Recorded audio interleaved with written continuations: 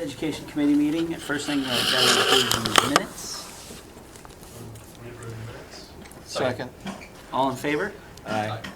All right, so let's just go on to our fun part. Our fun part. That's you, Mr. Dan.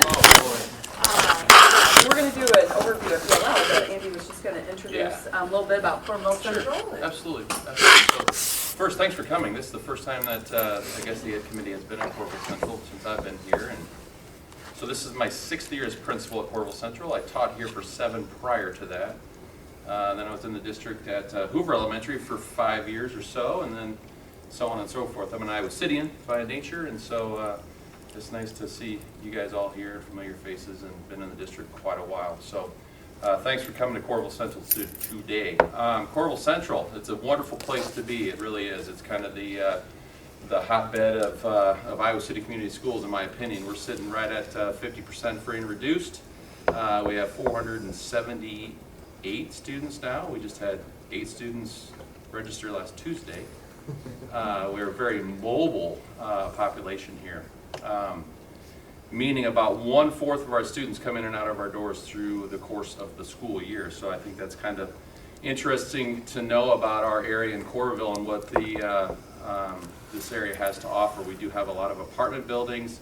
We do have many students that get doubled up with family members, and so they find permanent housing, they move in, they move out. And so that's kind of where we're at. But that doesn't matter. We welcome any walk of life and any type of student. We've got families that have 2-car garages, 2 parents and 2 cars, and then we have families, again, that are searching for homes. So that's what makes us sort of unique, I guess, as far as maybe some of the buildings around the district, and so that it's very, very nice for us because it's a lot of fun.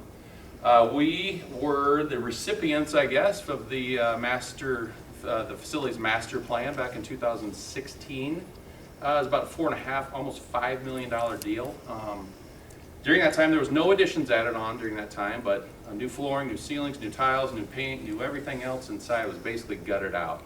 And then we were added all the security and all the upgrades about 3 or 4 years ago. And it took 18 months. We did one end of the building, moved out to the 10-plex, did the other end of the building, moved back in from the 10-plex, and it was quite an 18-month journey. But we received the air conditioning and all of the upgrades that many of our teachers and students were looking for. So that was back in 2016 with,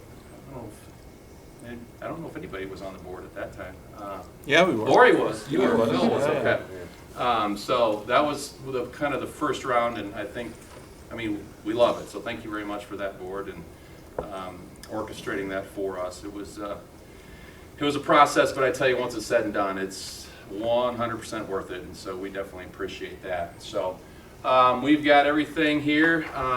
We have 3 sections, K through 4th grade. We did add a teacher in 3rd grade right before school started. We added a 3rd, 4th grade teacher, probably in the middle of September. So that was nice, thank you. We did add just last week, we have 2 ELL teachers here who I'll introduce here in a minute, but Crystal Saxon was half-time at Horace Mann. Last week our ELL numbers have really transpired, which these guys will talk about later. And so we did add another half a section, so Crystal was able to come on board here full-time. We have 2 Strat 1 resource teachers. We have a behavior teacher. We have a intellectual focus teacher, which is the old modified here at Coralville Central. We have like I said, every walk of life. And let's see, our clubs, our chess club is award-winning, state champs, national champs. They're really one of the best chess clubs in not only the state but the nation.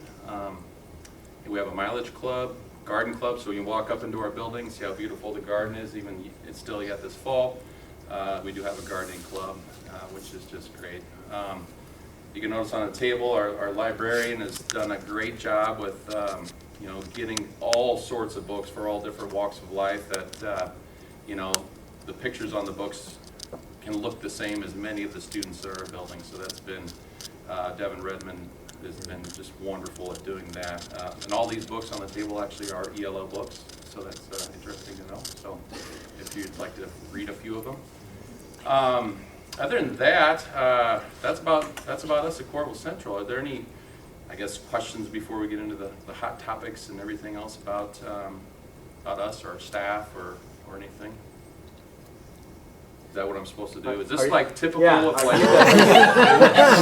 Should have invited you to the last committee meeting. They usually do a song. Get a dance. Oh, we could have a school song if I dance. knew it all. Wasn't it? It's Yeah. Corval Central. Well, my question is, are you the Grandmaster chess champion? No, that's the fun part about it. Is the best part about our chess club is anybody's invited. You don't have to know how to play at all, which I don't really, and plus of which, I mean, these kids are unbelievable. We had one of our students over the weekend, just a quick story, one of our students over the weekend, Wyatt, he achieved one of the highest scores, and he's only in third grade.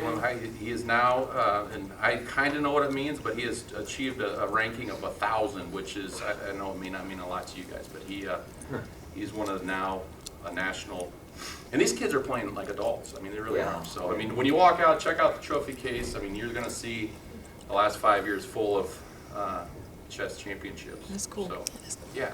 I have a question. Yes. Could you, Mr. Gann, talk about what you do for the students when they meet the library goal for the summer reading? Well, it all depends. It all depends on Well, the year. what was the most exciting thing you did? The most exciting thing I do is I do the overnight on the roof, but I didn't do that last year. We did not meet our goal. So, and I have not heard yet if we've met our goal this year. So I do the overnight on the roof, and let me tell you. So I've done it like I think 3 times out of 6 years, and well, 3 times out of 5 years. It could be 6 this year.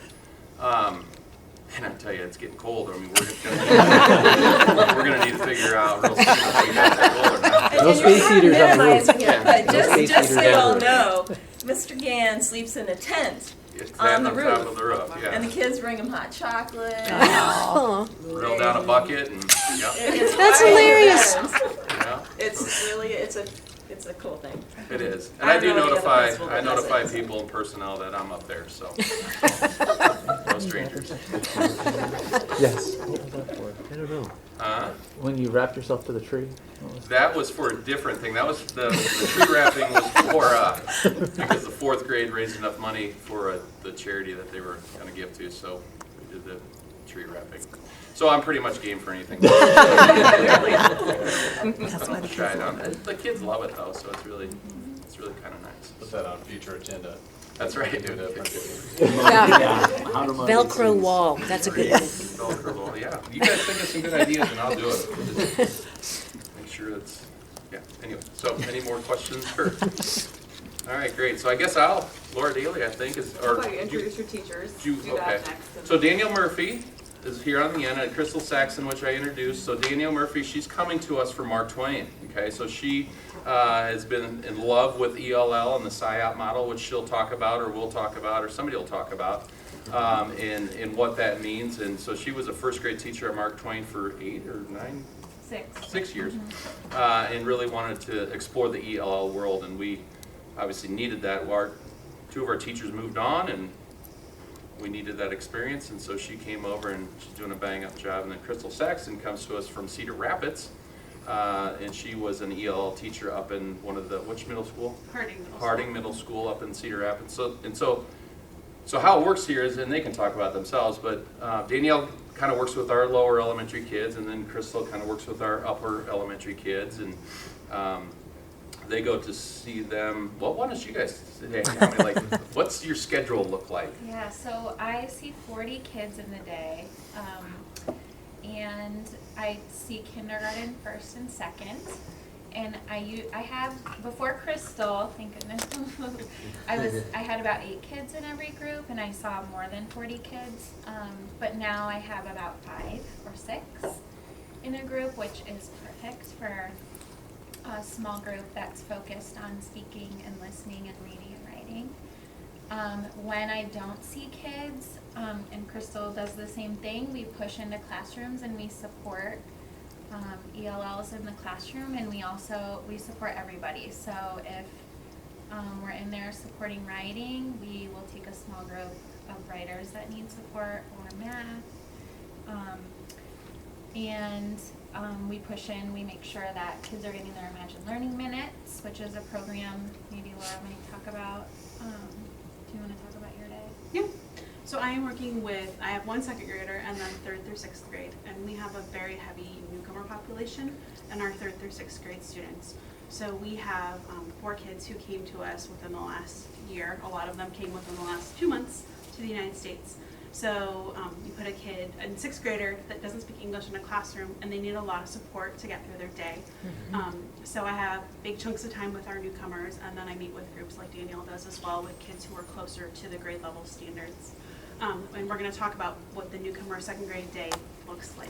So newcomers get a lot of support with Imagine Learning.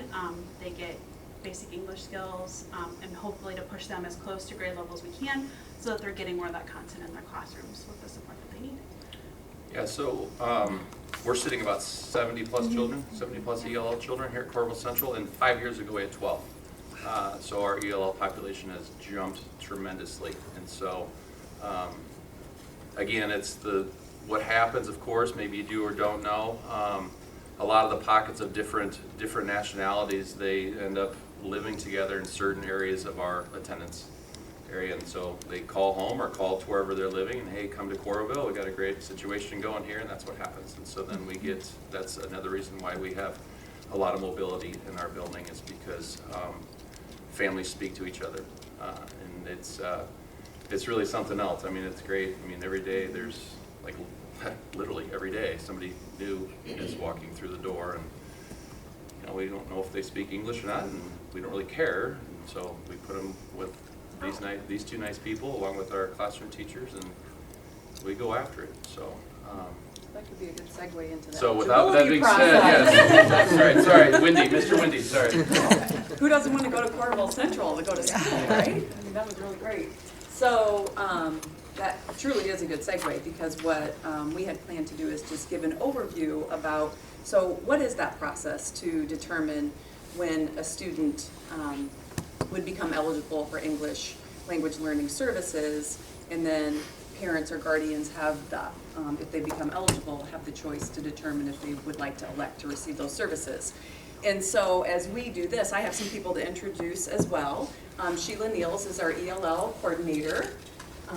She'll be up, and Kim Grage is our ELL assessment specialist. They're both new in their roles this year, because the people who were in those last year either got a different job or took early retirement. And so as we are going about this school year in our learning supports in the part that is ELL, we're really just looking to establish a baseline of what are our current practices, what can we do to continue to use data in a way to better inform our decisions and provide high quality professional development to our ELL teachers, as well as to content area and classroom teachers. And so there's our ELL lead team, the 3 of us, really run the gamut of the instructional programming. That is not what today's presentation is about. What we thought we would focus on today is how do students become eligible, and just generally what does that process look like. And so that's where we're going to start today. So when you have those parents that come into the school office, one of the first things that is done, and these are just broad strokes of the process. If you have questions, of course, ask us as we go along, but we're just giving kind of a general description so that you kind of have a good picture of the importance of this process. Obviously, it's a federal law as well as a state law that we implement a process as outlined here. This isn't just a district process. We have to be in alignment and compliance with the rules and regulations. But to just think, and what I kind of ask is for you to, as you're learning about this, as Andy kind of articulated, just think of all the diverse backgrounds, whether it's cultural, language, all the different experiences that families who walk into our school doors have, and they want their kid to go to school, kid or kids to go to school and have a high quality education. One of the first things we do is to determine if they might be eligible for English language learning services, because that is their civil right. As an individual child, it's my right to know if I qualify to receive services. And so that's what this is all about. And of course, parents and guardians are the key decision makers along the way, but that's what this is about. Do I qualify? And then that next decision-making factor is, you know, a description of what the services look like and if I would want to have my child receive those services. So that's what we're going to go over today. So one of the first things that happens, we have a home language survey that parents or guardians fill out when they come into the school office. And so some of the people in that process who are hugely important are anybody in that front office. So our secretaries, you know, think of this at junior highs and high schools happens as well, not just, you know, in the elementary world. And so one of the first things that we're trying to identify is if there are another language or languages spoken in the home in addition to English. And if that's the case, then that prompts the screening assessment. And so the first assessment that is done is really to just administer that screener. And Kim's position is one that has always been a position in our district. This year, because we had the opportunity to hire her as a certified teacher and with a professional development, as well as having a really good background in assessments and designing instruction around assessments, we've really kind of shaped the position into one that, as the year goes on, she and Sheila, as the ELL coordinator, kind of the instructional curriculum coordinator, we're really going to be able to draw on utilizing our assessments in a little bit different way than we have and going a little bit further. So, so if a student is a potential English learner, so EL means English learner, we like to think of, you know, refer to them as an English learner. The secretary then gets that process going, and that's actually what that next step is. So when Kim receives a request for screening, she's going to kind of walk you through what that looks like. And what I was saying is just think of if you are, and maybe, I don't know everyone's backgrounds or experiences, maybe you're also or were an English learner, but think of yourself as you don't speak the language or you have limited English proficiency skills. What would this feel like to walk into a school office and to be a part of this process and to think, okay, my kids are going to be assessed to see if they qualify for, you know, these services. So it kind of gives us a frame because we don't even know sometimes our privilege or, you know, just how we know how to navigate the system. And so many families, you know, they don't know how to navigate our system. So just think about that as we're kind of going through this. Hello. As Laura mentioned, my name is Kimberly, and I am the new ELL assessment specialist for the district. And there's a lot that happens behind the scenes. So when the family fills out the home language survey and gives that to the secretary or registrar, they don't really know what else happens after that. But the secretary submits the home language survey, and then I get a notification. And I go through and look at the student's information that's on the home language survey, as well as any records we have from their past education. Sometimes I contact the family to get clarification, and I decide if they need to be screened or not. Sometimes students are coming from another school in Iowa, and they've already been screened, so we do not have to retest them. If they are coming from another state, there are 7 other states that use the same test that we do, and I can get those scores from that test. We don't have to screen them again. But if they're coming from another country or a state that does not use our test, they need to be screened. We also have some situations where parents maybe didn't quite understand everything on the home language survey, and that is why I contact them just to verify the information. So once we've determined that the student needs to be screened, I upload them into our online testing system. And then the test is administered. So this is where the families are notified that the student needs to be screened. We schedule a date and time. For secondary students, that will be me typically administering the test, and I schedule a time with the parents for them to bring their student in. Usually it's in the morning before school starts, and I give the screener. Sometimes we have the results right away, especially if the proficiency is lower. If it's a higher proficiency, it takes maybe 3 to 5 days to get those results back. For elementary, typically the ELL teachers in the buildings will administer those tests. That gives them an opportunity to get to know the student. They also have the flexibility in their schedules that secondary teachers don't have as much since they have scheduled classes. The test that we use is called the ELPA 21. That stands for English Language Proficiency Assessment, and then the 21 stands for the 21st Century. There are 2 tests within that system. The dynamic screener is the one we use to determine if a student is eligible for services. There's also the summative assessment that we use to monitor annual student progress or their English proficiency. It does include reading, writing, listening, and speaking for determining if a student is English proficient in all 4 of those areas. So they could be proficient in reading, but if they're not proficient in the other areas, then they would qualify for services. So once the student is tested and determined eligible for services, the person doing the assessment, so it could be me or it could be the ELL teacher, we print out the student's score report from our online testing system. We fill out the required documentation, which are placement forms, and they explain the type of program that we're recommending. And there's a place for the parent to sign on that saying that they have received this information. Then we meet with the family, or we send the information home with the family, so the score report and those determination forms get sent home or shared with the family at a meeting. And then if the family requests to waive services, then we provide a waiver. And we also meet with that family, talk with them about the consequences for waiving, the benefits of the program, just want to make sure they know the decision they're making for their student. And that fun fact, we kind of added that today. It wasn't on the original slide, but just kind of I guess it is a fun fact. 325 students screened so far this year.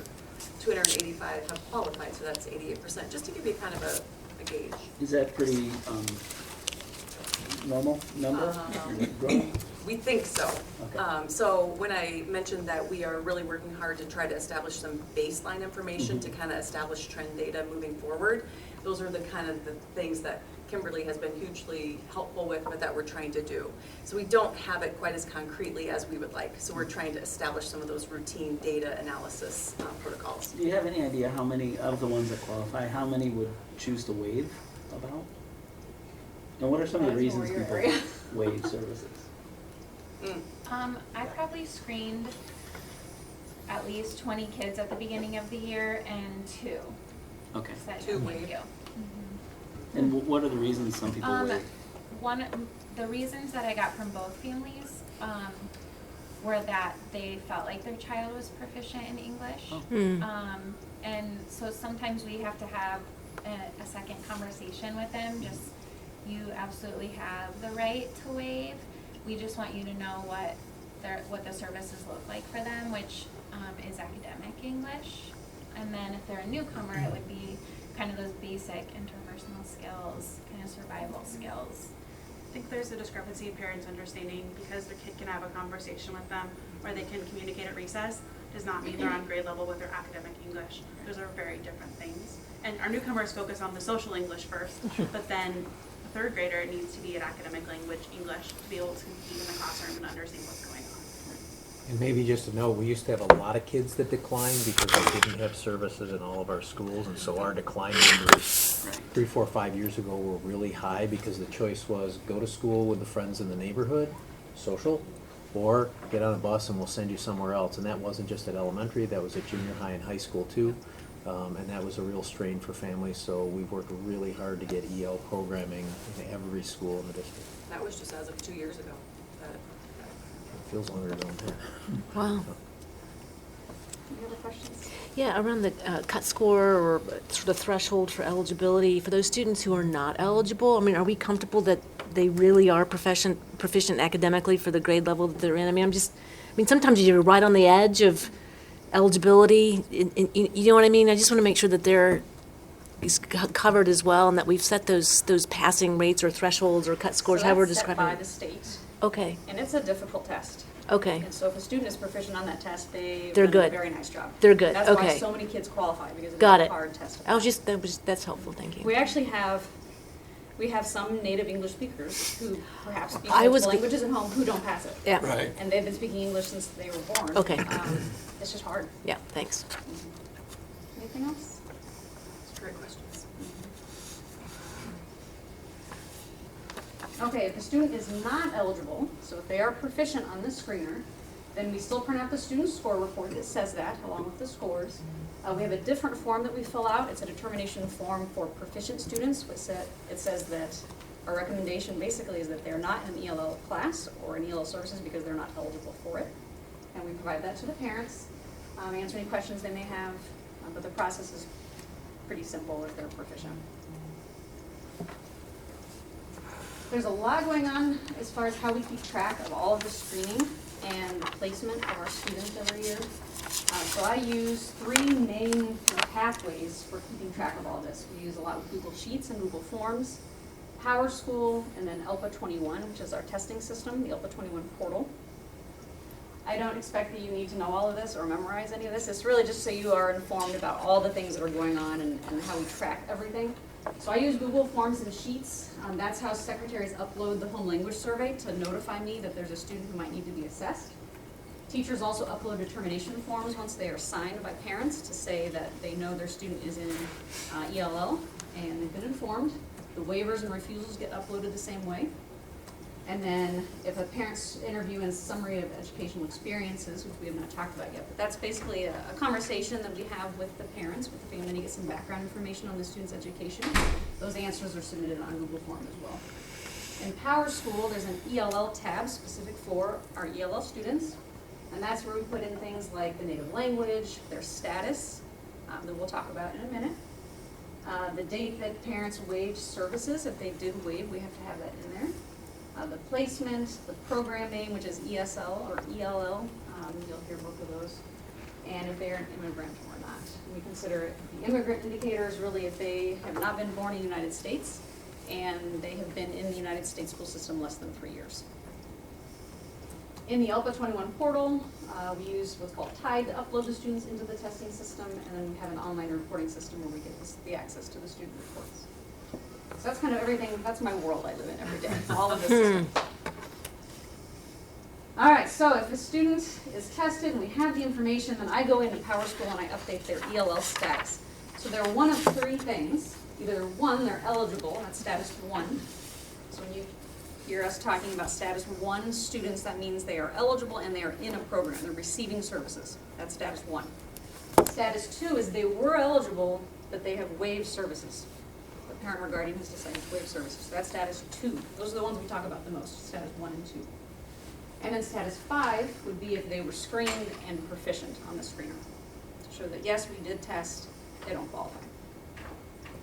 Okay, so I upload all of the status 1s and 2s back into the online testing system, which means they can take that the summative assessment that we give in February and March that monitors their growth.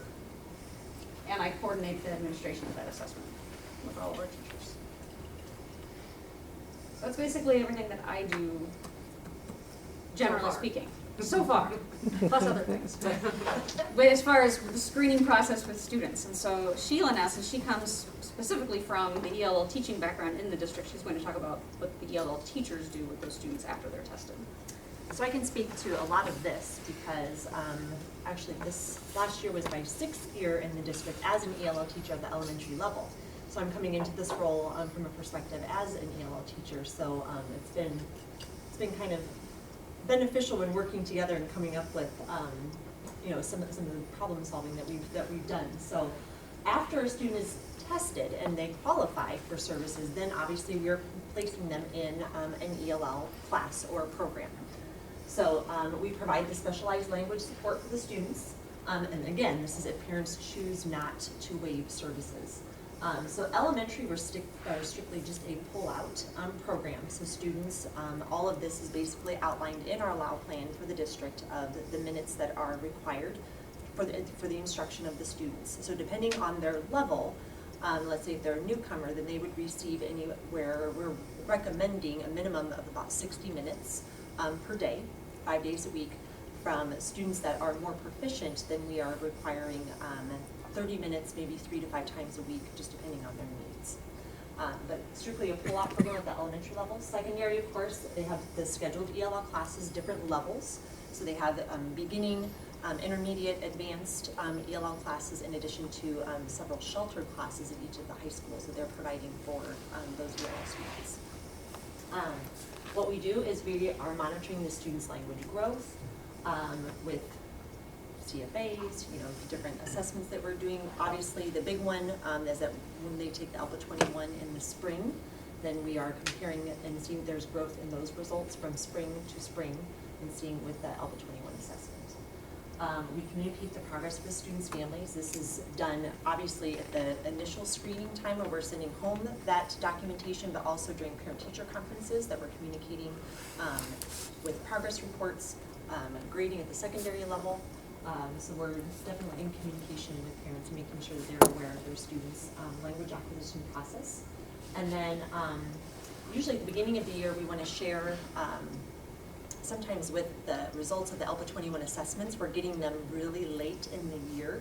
It has happened the past couple years where I think one year we didn't get them until the fall, so that communication was a little disjointed to parents. The year before that, I think we received them the absolute last day of school, so trying to communicate this information. So last year was really the first year that I think we got them like the second week in May, and we're like, yes, we're able to communicate and get this information out to parents in a timely manner so that they can know what the plan is for next year for their students receiving ELL supports. So we're glad that that's working well, and hopefully it'll continue to do that. But with that information, then we are able to share with teachers the levels of their students and where they're at, so teachers can have those supports in place for the students that they're going to have when they start the next school year. What kinds of supports do classroom teachers provide the non-ELL classes? I mean, you mentioned it's an extra time potentially if they're taking a test. Is it instructions in first language? So ELL students receive accommodations. So it doesn't need to be in a 504, an IEP, or anything like that. So basically that's determined, so really extended time. It may be in a small group or a small environment. Maybe they need to take an assessment somewhere else. Possibly the assessment needs to be read aloud. Yep. So basically those are just kind of the same accommodations, and that's just discussed as a team and Okay. what's going to be best for that student. So I mean, it's basically a team process to determine that between the ELL teacher, classroom teacher, possibly an administrator, in order to make sure that those accommodations are what the student needs. And that's communicated to the family as well? Correct. Okay, great, And thanks. it's revisited so that you don't continue to put an accommodation in place that as the student's proficiency Yeah. level progresses, no longer needs, and so it has to be. And a lot of those accommodations, and like I'm thinking back, not just with ISASS, they had a lot of the built-in accommodations with the new assessment, but when it was the Iowa assessments, some of those accommodations would then carry over when talking about district-wide assessments and providing that small group and extra time, for those students. Great, Yeah. thank you. All right. And then, so again, after a student is tested, we administer what's the ELPA 21 summative, so that again, if we are given a window, it's usually anywhere between, I'm trying to think of what our window is this year, but it usually starts maybe mid-February until the end of March.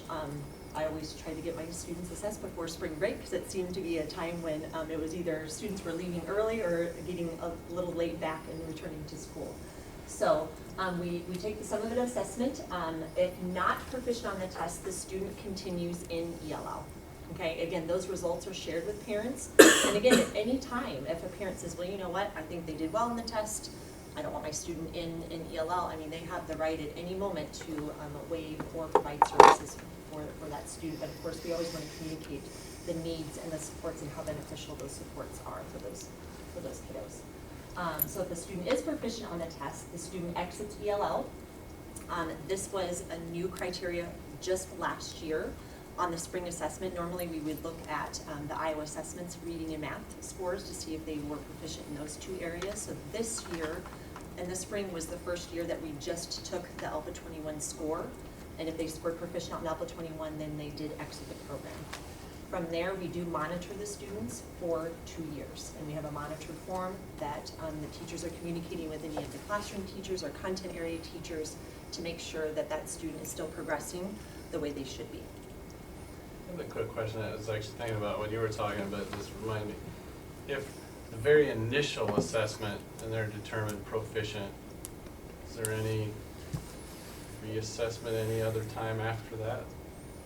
Like we or said, is it a one-time shot? and maybe we can also be, but it is it's a difficult assessment. So if they are scoring proficient on the screener, then they have the tools to be prepared for really any grade level or any content that they would be introduced to. Yes. However, I agree, completely, it's a very hard test. However, if the classroom teacher is saying like, I'm thinking maybe this student could use some extra supports, a team of teachers who works with that student can get together, gather data, get some evidence that this is a language support the student needs, not something else. and try a few things and they can think, okay, this student actually would really benefit from ELL, we can test them again and see if they are proficient or not. But we cannot provide services if they continue to score proficient on the test. Like the key to being eligible according to the state is they have to be not proficient. Kim, is there a window of time which you can go back and administer it? Like, can it be? It can be within anytime. Okay. If, again, that team of teachers has to get together and provide enough evidence that it's a language support that the student needs.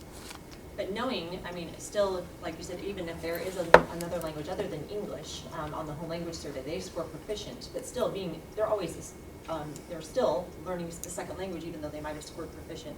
We can still offer any supports to those classroom teachers if they might see an area where, hey, they kind of seem to be really struggling in this area. I mean, we still want to work as a team to provide whatever supports are needed for that student.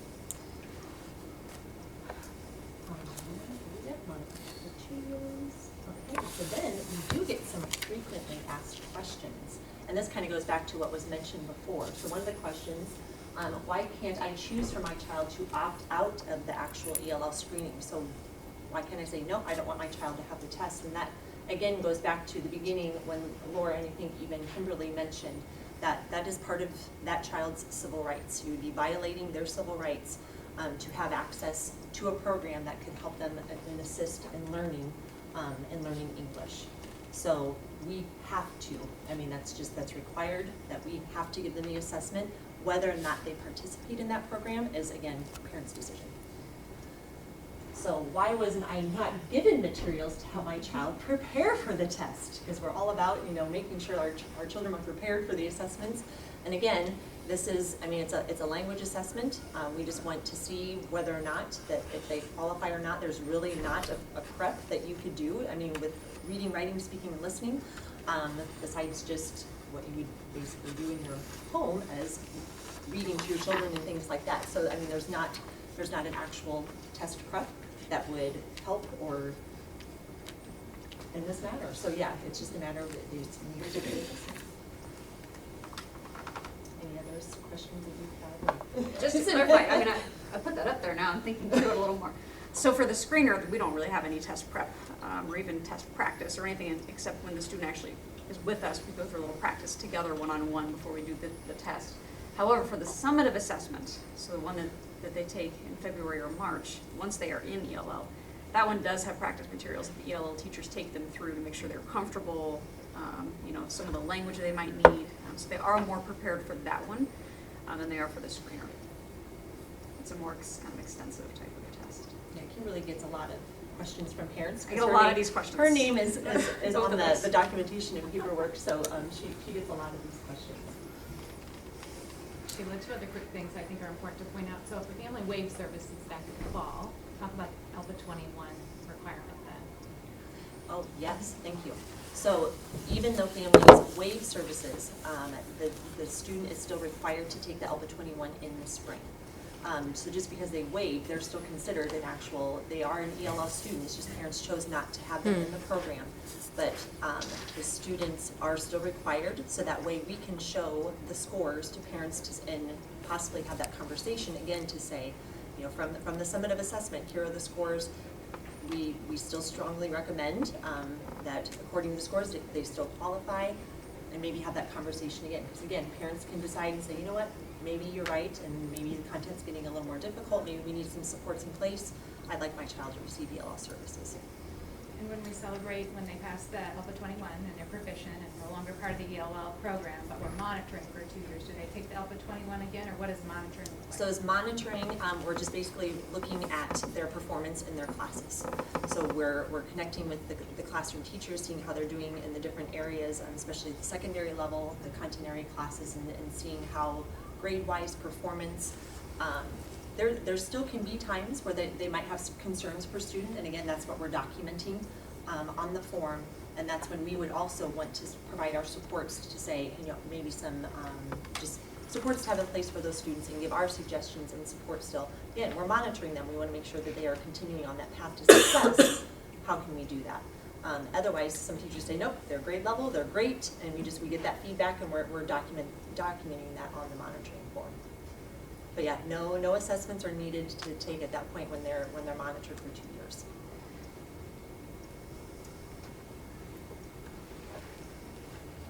So then, Mr. Dan talked about the increase, right, over the years, just even at Corvallis Central. And so we've just got some data up here just to show, you know, the incremental increase in the total number of English learners that we've had over the course of the years. And that data that Kim pulled is from the spring enrollment reports of those status 1 and 2s. So, yeah. Of those numbers, how many would be elementary and how many would be secondary? Can you break that down? We could. I don't know that I know that off the top of my head.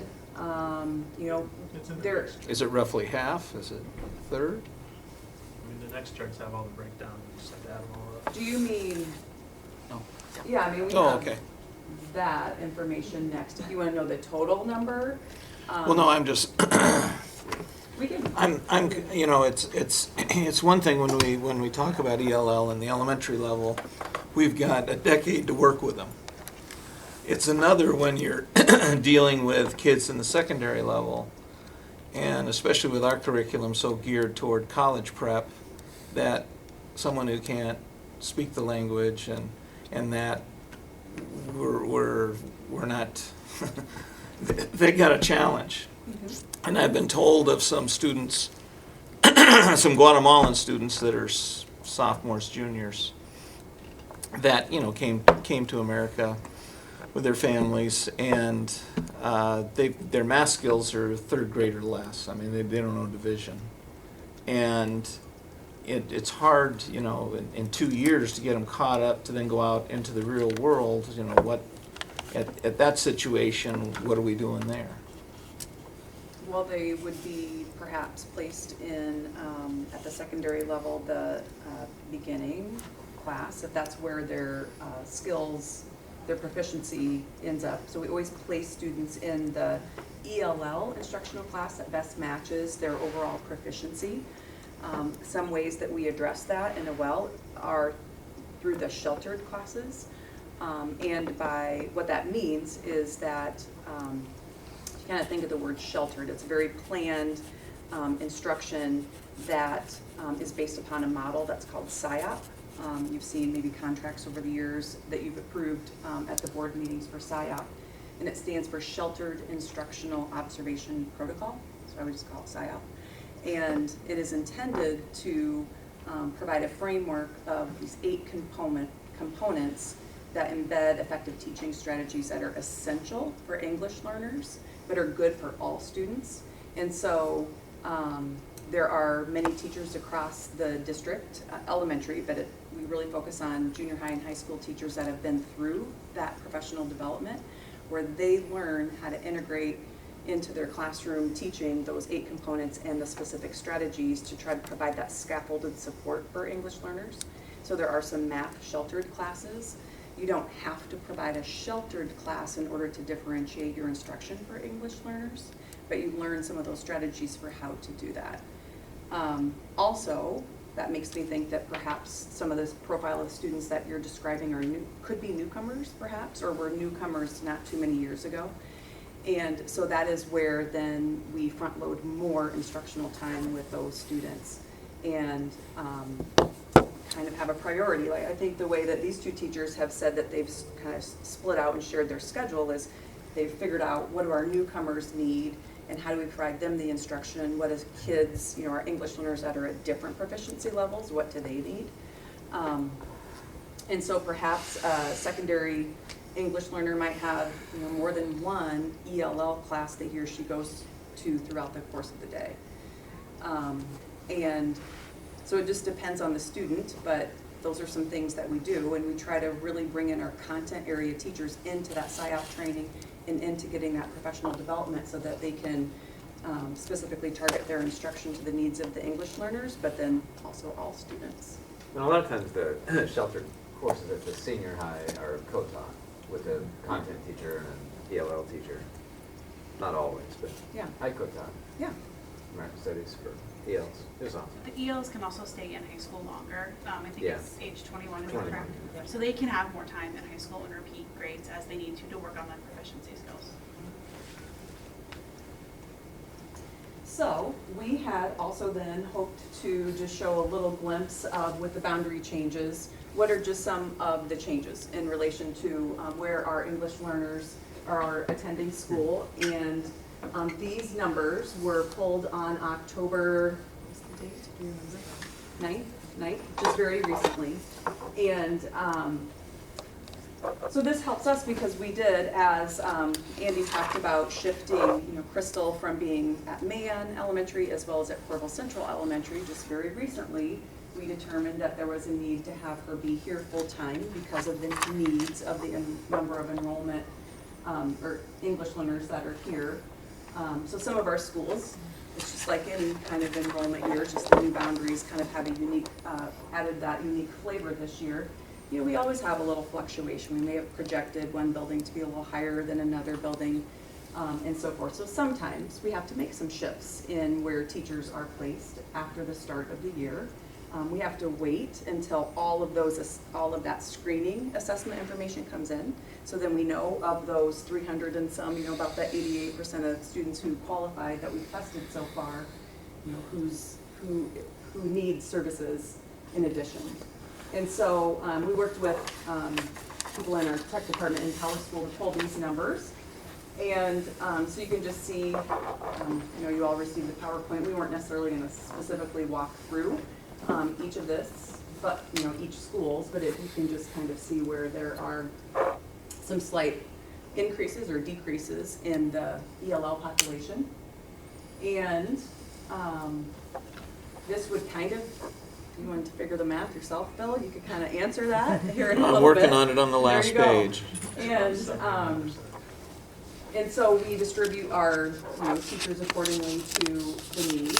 And then the other information that Kim was able to pull was that for our exit data, so the students who take that summative, I used to say spring, but it's really February, March, winter, ALPA 21, and that's really to assess their growth and their progress on the proficiency. Last year, 18% of our students were exited, and the state's percentage was 14%. So that just gives a little bit of a gauge again. We're trying, as I mentioned at the very beginning, just to kind of say what's the health of our ELL program. We know we have a lot of areas that we can always continue to work on, but that's one area. So then we were looking this up and we thought, well, I wonder how that compares to some other districts that kind of have similar enrollment trends and similar numbers of English learners. So we didn't quite pull that one off for this presentation, but that's something that we'll look at here in the future as well. And so this kind of gives you the breakdown of the number of students who were tested on the ALPA 21 summative again, and then 18% of those were exited. So that was a good lead in to that SIOP training, and one of the things that we are really working on in using some of our Title III, when you hear about the Title III funding that comes from the State Department of Education, that's funneled through our Grantwood AEA to provide supports and services in addition to what for English learners that are unique to them. You can see we've got an initiative happening with providing that SIOP training for an entire staff. And so in the past, what we had been doing is kind of just sort of hit and miss. Being intentional about if there's secondary teachers who need to go to the SIOP training in the example that was just given, or just groups of elementary teachers. We like our ELL teachers to go through that training as well. But there maybe wasn't a consistent, systematic way of trying to think, how are we going to get the bigger impact? And so a couple of years ago, Lisa Boyer, the former ELL coordinator, and I worked to, let's try this out at Horn. Let's just try a school that has a lot of English learners. And what if we took several of their Thursday afternoons and we delivered that SIOP PD to everybody on the staff? And then they can work in their grade level PLCs. During other Thursdays, they can focus on implementation. And to see, when you provide that learning opportunity to the whole staff, instead of like, oh, you've gone and you went 2 years ago and you're going to go next year, what kind of an experience that would provide. So based upon the feedback that we've got from Horn, we continued that last year, and so that's what Corval Central went through last year as a whole staff, as well as Borlaug. And not to forget those secondaries, we're trying to figure out how to do it at secondary. It's just a different challenge because there's so many teachers and there's different departments. And so what we did last year was a small pilot. It wasn't the full gamut of PSYOP training, but it was just taking some effective strategies for English learners. And Scott Jesperson kind of earmarked a group of teachers that were kind of interested in willing, and we kind of provided that PD over the course of the summer. So we're trying to figure out how can you scale it up for high school. You know, you start with a certain department. What do you do? So anyway, those are some things that we're doing this year. We've added another school. So you can see, we're trying to start small. So 1 school, 2 schools, this year 3 schools. We're still trying to figure out how to do it in the junior high or high school. We'll get there. And then, so those are just some of the things that we have been providing. And as we mentioned, we also think it's really important that our ELL teachers themselves have great quality professional development. And so those are some of the areas that we're focusing on. Did you want to add anything to I that? think in addition to, so it's the big question that kind of came up this year is what are we doing for those schools that have gone through the PSYOP training, and what are we doing to continue that implementation in those buildings? So for those, for Horn, Borlaug, and Corval Central, we did send out a questionnaire to the administration just to see what areas do they feel like was going well, what areas do they want to see improvement in, so that way we can really empower our ELL teachers at those buildings to possibly continue to provide the professional development support in those areas that we, and that the areas that the administrators feel that they can start small. It's a big, to implement fully and to have all 8 components. I was very fortunate when I worked in West Liberty. I worked in West Liberty for 12 years, and when they initially did that whole PSYOP training, we were trained as a district. So seeing what it looks like from that standpoint and kind of bringing some of those ideas here, I think has been pretty beneficial to see what we can do for follow-up. So we're looking at those 3 schools to see what the needs are, and then to possibly then have more professional development in those schools to continue the implementation of this model to help support students. Yeah, when you were at West Liberty, were you part of the dual language programming they had there? I was not. I was just an ELO teacher. I don't want to say I was just an ELO teacher, but I was the ELO teacher at West Liberty. But I, again, worked in the dual language, worked with many of the teachers in the dual language program just because their students were in those classrooms, yes, and pulling from those. But yeah, definitely a neat model, yeah. So we have 55 ELL teachers in the district, just to give you an idea, K-12. We actually have a few schools that could use some more FTE right now. It's an area of endorsement that isn't widely sought after. And so if you know of any ESL endorsed teachers or that are entering a program or are going to be a teacher, my advice to them, I've got several nieces and nephews that have over the years gone into teaching, get your ESL endorsement. I mean, if anything else, it's an extremely marketable area. But so, you know, we always look for December graduates to be able to maybe bring a few more on. So we are, we're a little thin on our FTE in a couple of the buildings, and we're constantly trying to work on that. So we're gonna wrap up just with a little bit more that they had shared. They wanted to share a little bit about a typical day, or second graders, you know, a particular day, and then that's how we'll wrap up the presentation. Let us know if you have any other questions, and we'll turn it over to So I'll let the 2 teachers go, but Laura hit it on the head. I do the same thing with, you know, if we get practicum students or while she's getting it set up.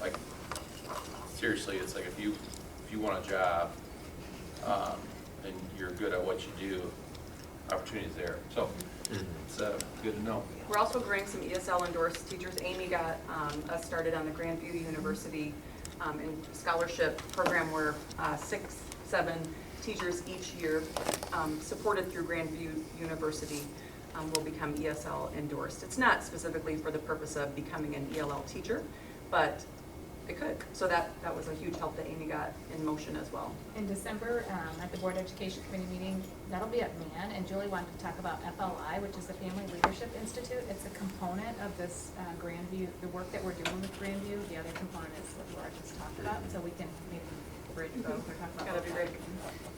And I'm one of the people who went through Oh, the cohort. that's right. Right here. Right here. Look. And I loved it. I'm really, really happy that that was offered to our district, so I think that's great.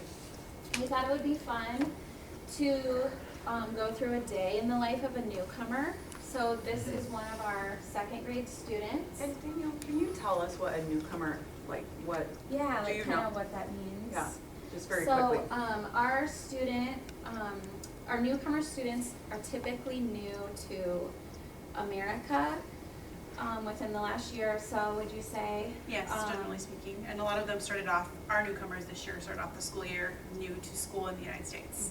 So not only do they not know English, but they have no idea how our school system works. They don't know all of the things that we assume kids know. They do not know because school looks very different in other countries. So at the beginning of the year, Crystal and I push into classrooms and we support especially newcomer kids, and we help them. We have visuals when they don't speak English. If it's a time to have voice off, if they need to be crisscross at the carpet. So even if they don't understand English, we use a ton of visuals to help them learn what they need, what the expectations are in different areas in the school. So we talked a little bit about SIOP training, and then the 8 components of SIOP are listed to the right. And it's a lot of work for teachers to have to do SIOP, but it's worth it. So if we're willing to put the work in and to implement as many of those components as we can, it benefits all of the children. So not just the ELL kids. So this is our sweet girl, Angela. So Angela is from China, and Chinese is her first language, and she is working on learning English. So she's starting off her morning with me, and we are working on some basic interpersonal skills. It is my priority for all of our newcomers to be able to talk to the principal, and he's come into our classroom and he's interviewed my kids and they have interviewed him, so that they feel comfortable with the adults in our building and they know how to say, where's the bathroom? Because those things they need to know how to do when they start school. So Angela and I and our other student are still kind of working on getting some of those basic communication pieces down. Yes, you will be asked to come to my classroom soon to be interviewed. Will she ask me how old I am? Probably. Probably this year, I'm like, I told her the vibe wanted to be so getting some of those basic interpersonal skills down so they can engage with their classmates on the playground. If you can say good morning to another kid, you're going to be way better off on the playground than if you just have to wave at them and look at them like you don't know what's going on. So giving them some of those skills. So that's what we're practicing starting off with, and then we move into sight words and really developing a vocabulary to have conversations on the playground. And then slowly I move them into the more academic language as they have the ability to access that content. So this is Angela's gen ed classroom. She's in 2nd grade. And just to start the morning off, some of the strategies that her teacher is using and a lot of the teachers here, just lots of visuals with a lunch schedule. There is transition songs so that even if the kids don't understand the directive from the teacher, they know what's about to happen. So there's lots of music in the classroom to kind of get them where they need to be, and it also gives them a time limit so they know, oh, this song's just about over, I better get in front. The morning meetings are total participation, so this teacher in particular uses movement and lots of songs and chanting, so the kids learn a lot of English through repetition. And then some of the other visuals in her classroom, she has visual expectations posted, and then she just has fun little things that teachers say all the time, like find your dot spot. And so then the kids go and they find their little dot. And so the kids learn those really fast because we use them every day, all day long, and then they can feel like they're part of the group because they know what they're doing. So these are all SIOP strategies? Yes. Yeah. Just some more visuals and organized materials and routines. The more visual that you can be and the more often that you can use visuals, the more successful anybody, I mean, even for me, like, I need visuals. Pictures are a universal language, Yeah. and our kids understand them even if they can't say anything to you in English. They know what's going on. You guys could use those talking things, like it's time to talk or it's not time to talk at the board meetings. I think you're onto something. That's a good idea. There's so many beautiful things that the teachers are doing here, that this is just a few examples of how they're supporting all kids. When the kids do math, there are lots of components to the Envisions program that support ELLs, like the visual animation. The teachers, they do I do, we do before they send them off. And then they have, depending on what the needs are for the kids, it might be small group, it might be Dreambox, it might be reteaching, it might be working with another teacher. So it just kind of depends on what the kids need, since everybody's different. But the kids have access to the grade level content, and that's what's important. And depending on the language of the student, I speak Spanish, so I can support kids who are learning math. They don't have to be working on their English skills to learn their math. I have a 6th grader who I work with on math skills in Spanish because that's what he needs right now, and that's where we're at. Some of our programs we have access to have other languages, and we utilize their first language when we can and when it's appropriate to help support that kid. We want to make sure that they understand that their first language and culture is very valued here. However, we also want to work on their English skills, so it's balancing both of those things. How many different languages do you have here? Ooh, I'm We'll so get there. glad you We'll get asked. I'm ahead. So, called throwing up a of course, softball. just like any elementary student, there's really fun parts of the day too that are more social and a little bit more unstructured. So we just happened to have our bus evacuation yesterday, and then some pictures at lunch and recess, and just like anybody, they're kids, and they just want to get along and they want to have fun too.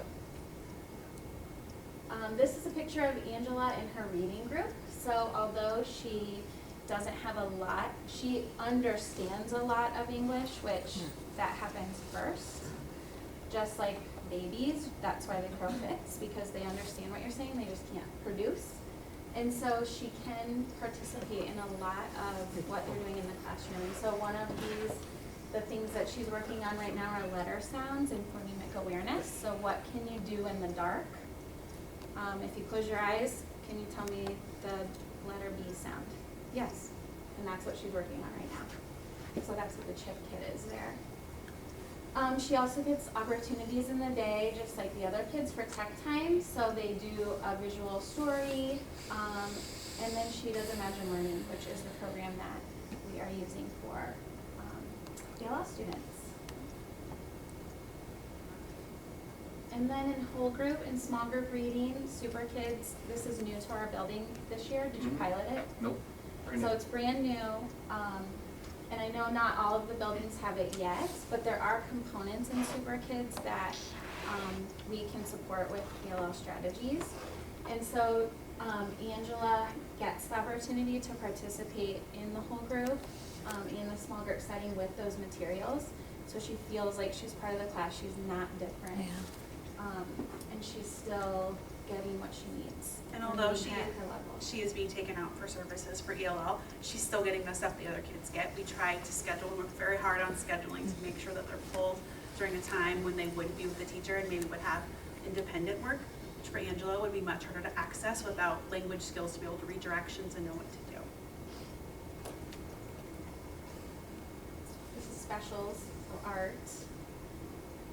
And all the ELL kids get access to specials in the day, and Angela particularly likes art. She feels she's very creative. She is a really good artist. She's good at drawing. She has really nice handwriting, so she feels this is a time of the day that she really, really enjoys. And then there's the end of the day. Sweet girl. And I'll let Andy kind of talk a little bit about just the demographics. Yeah, this slide just kind of speaks for itself. Here's all the students from our building, the different parts of the world that they're from. And it's pretty neat. I mean, we have our first Icelandic kid. Yeah. On top. Mm-hmm. Very That's cool. good with geography, and so So fun. And so here's all our languages, 20 of them, JP. Yeah. Yeah. Yeah. What's the rough, what are the biggest? French and Spanish. French and Spanish. Arabic, yeah. Which aligns with our district. Yeah, aligns with the district. Which is fortunate for us because if we have a new kid who speaks Arabic, I can find another kid who can help me with Yeah. Arabic if there's a need that arises. So I rely on my other kids to help me sometimes with that if it's an emergency situation. And we also have some staff members that speak, Yeah. actually Yep, a lot of that staff too, members yeah. that speak Arabic. So I guess we took longer than a half hour, but thank you. Well, you guys took the time. I think we each took our allotted time. No, yeah. Sorry about that, but thank you. It's a really important topic for us because it's something that, it's new for our building, so to speak. I mean, if we're looking at it only 4 or 5 years, and Steve's right, you know, we didn't have ELL 6 years ago, and so our program has just blossomed very nicely. And so it's a very important topic for us, so we do appreciate the time that you've given us to be able to talk about what happens, at least at Corval Central and then from the district as well. So. Yeah, yeah, thank you, that was great. That was Very really well good. done. If you ever want to see it in person, you're welcome to come to my class. Just let us know. Or not, I don't really care, either way. Show up in I'm fine with You it. go with it, yeah. I will just keep teaching and we'll keep being goofy and I do a lot of this in my newcomer class. Like, That's why my evaluation process is very easy with some of these teachers. Like, just come whenever you want. Yeah. Well, I know we have a lot of volunteers in the community come in and help with reading in other schools that way. And we do have an international community, and with the University of Iowa, do we reach out to the University of Iowa for any of their students that would have language skills that could be helpful? Well, not by design, I guess. We have had some students that we participate in Hawkeye Pride, so we do get some athletes from the university that do speak other languages that have helped in that capacity. But we have not necessarily reached out to, in particular, facets of the university. It's a good suggestion, though. Well, and I was at an event Friday night with someone from Oak Knoll who spoke German and I think some other Slavic languages, but there's also in our older retiree community some language abilities there that is untapped that might be helpful. Absolutely, absolutely. Yeah, and we do have some folks that come in. Actually, we have Westside students, the PALS program. Some of those students are able to speak, some of the languages that we have as well. But it would be nice to find some of the languages besides the parent that maybe we don't have.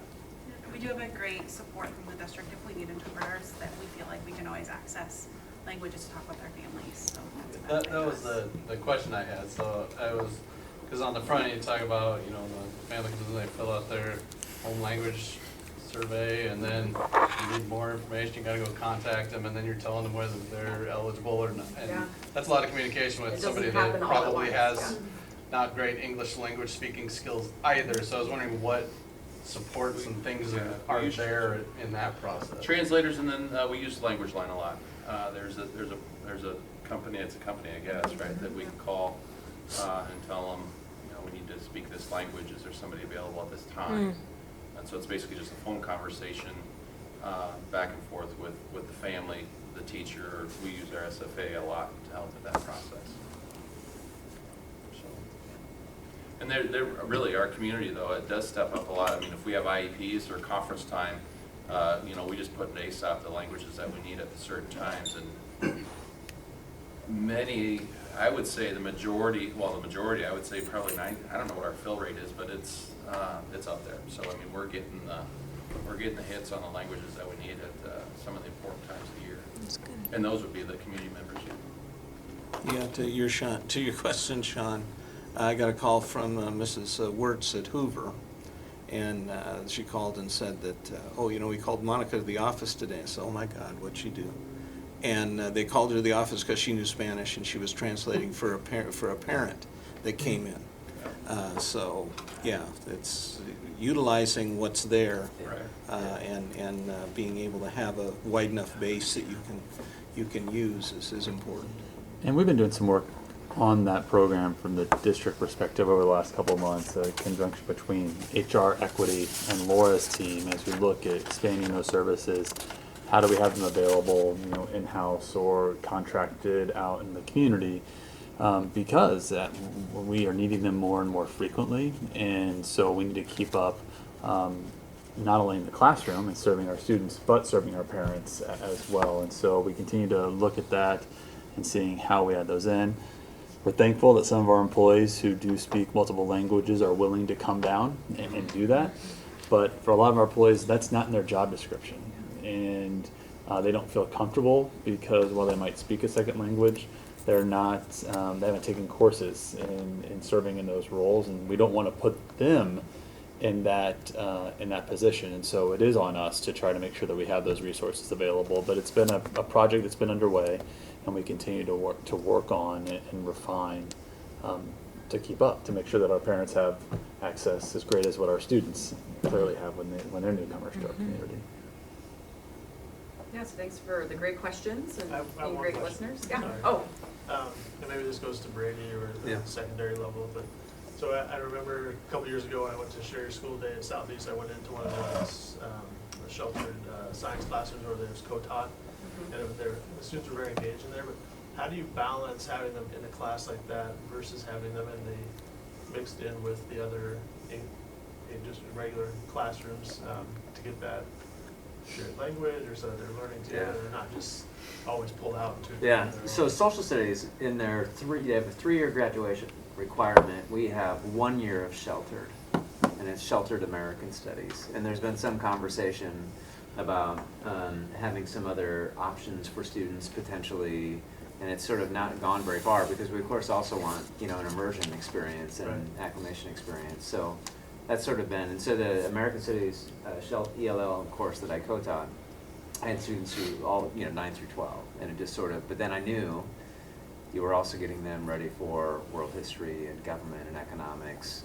that would not be sheltered. And so I think that's a really good question. So it's been, I think, there's probably pros and cons to it, but limiting the number of sheltered courses that they have.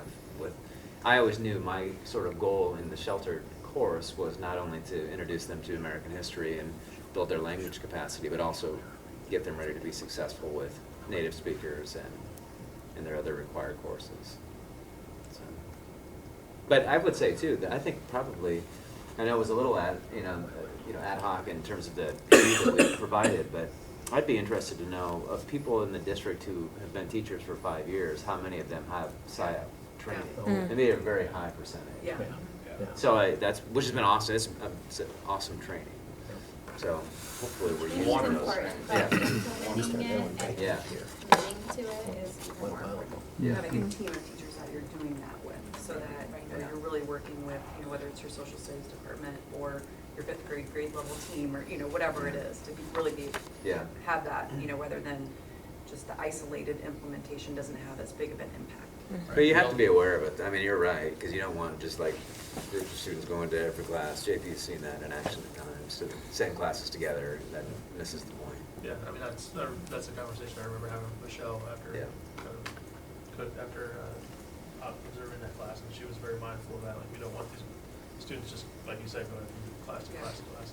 And a side note, just on at least with the elementary side of things, for our SIAP, when we were trained last year, we included everybody. I mean, our librarian was here, our teacher was here, our PE teacher was here, our music teacher was here, our resource teachers were here. So they were all trained, just because, exactly what everybody's saying is it is best for everybody. That's what we need to have. So it's a tremendous training. And we're putting some resources into having internal district trainers that can provide the training. So we don't always have to contract out, we don't always have to send people to Grantwood AEA. So I think we're up to about 10 teachers who have become trainers and are at those buildings. They are providing the training to the rest of the staff. And, that just increases our capacity to be able to continue to grow our own trainers. So, yeah. And going by the numbers provided, it's 313 at our 4 high schools. Okay, thank you. Did you do that all in your head, Bill? I wrote it out. I can show my work. There you go. Any other questions? All right. Thank you. Thank you all so much. Yeah, thank you. Well done, Corval Central. Well, it's our first try, so hopefully we get invited back. Never mind. Come back whenever you'd like. Actually, please do, come back, check it out. Crystal's exactly right. Feel free. Please come on in. I want you to be interviewed by the kids. Correct. Thank you. This is just status one. So just a reminder that next meeting is at Northwest, 4:30, we'll talk about Avid. Compared to this, which is status one. And other than So that, it's students who are in. I can take a motion to adjourn. It's really confusing. Second. All in favor? Aye.